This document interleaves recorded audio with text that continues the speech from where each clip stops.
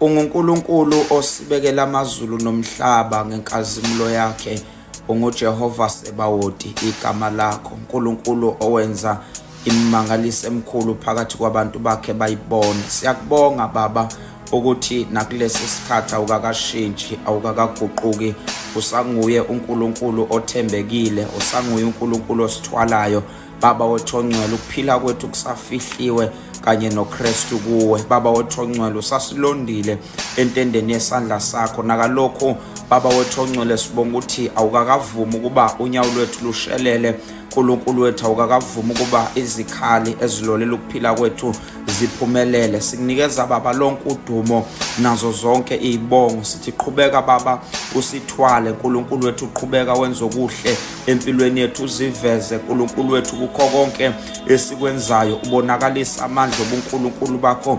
Uselule Baba isandla sakho phezu kwethu, silwele usinqobele izimpi ezinkulu. Baba wethu onamandla onke, kuthi la singenako uyikhulumela khona sikhulunyelwe nguwe, nala singenako uyilwela khona siyathandaza ukuba kube nguwe osilwelayo. Yalingelosi njengokusho kwezwi lakho ukuba zisithwale ngesandla. uNkulunkulu wethu ongcwele, indlela yonke uhambe nathi, sibone umsa wakho, sibone ukwethembeka kwakho, sibone amandla akho. Ivuselele impilo yethu Baba wethu ongcwele. Sithandaza umthandazo onjalo othi sivuselele Nkosi, uyivuselele Baba wethu ongcwele imiphefumulo yethu.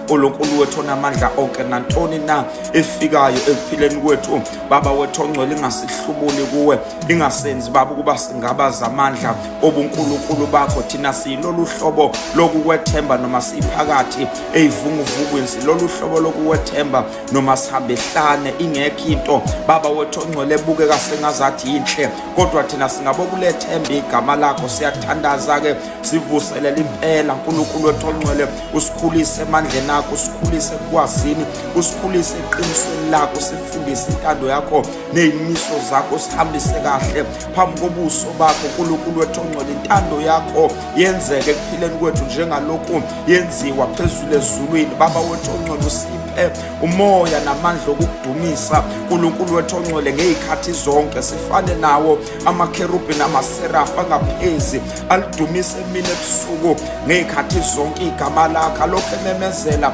ethu ngcwele, siyathandaza. Sifundise Nkosi ukukudumisa ngezikhathi zonke, sifundise ukuphakamisa uNkulunkulu impela ohlalayo endumisweni yabantwana bakhe. Kungenzeke Nkosi ukuba sidumise igama lakho ungaphakami, kungenzeke Nkosi ukuba sidumise igama lakho ungabonakali, kungenzeke Nkosi ukuthi siphakamise uNkulunkulu wethu bese ungavele ezimweni zethu. Siyathandaza, qhubeka ke Nkosi kusifihla usilonde, uvele kithi njalo njengalokhu ushilo wathi uma sigcina imiyalo yakho, you will reveal yourself to us, what you will make yourself to be clearly seen by us, what you will show us your reality.